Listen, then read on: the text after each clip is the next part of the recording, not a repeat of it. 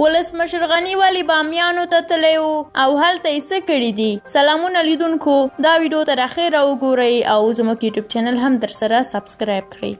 افغان ولسمشر محمد اشرف غني نن سهار د لوړپوړي دولتي پلاوي په مشرۍ د بامیان ولایت د عمومي وضعیت ارزولو په موخه یاد ولایت ته سفر وکړ. په دغه سفر کې د ولسمشر لومړی مرستیال امرالله صالح، د ولسمشر دویم مرستیال سرور دانش، د ملي امنیت سلاکار ډاکټر حمدالله محب او یو شمېر نور لوړپوړو امنیتي مقاماتو د جمهور رئیس ملتیا کوله. ولسمشر ته د شهید مزاري هوایي ډګر ته له رسیدو وروسته د بامیان والي ټولو سیمهییزو مسؤلینو ته او د دولتي شورا غړو هرکلی ووایه. وروسته د حکومت د رهبرۍ فوقالعاده امنیتي غونډه چې پکې د ملي امنیت سلاکار او د امنیتي سکتور مسؤلینو هم حضور درلود جوړه شوه.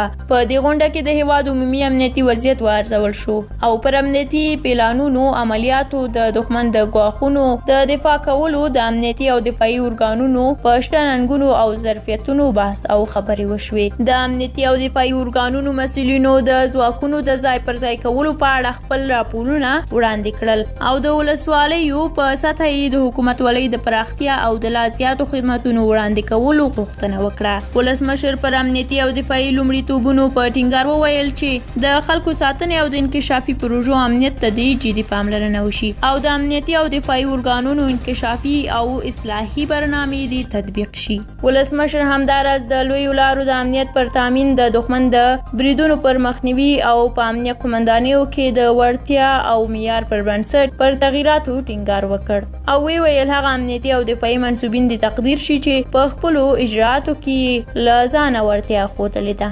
له تاسو مننه چې ویډیو مو تر اخره ولیدله. که مو ویډیو خوښه شوې وي نو لایک یې کړئ او که غواړئ زموږ نورې ویډیوګانې هم وګورئ نو زموږ یوټیوب چینل درسره ضرور سبسکرایب کړئ. تر بیا او بلې ویډیو په لوی او بخښونکي خدای مو سپارم. الله مو مل شه.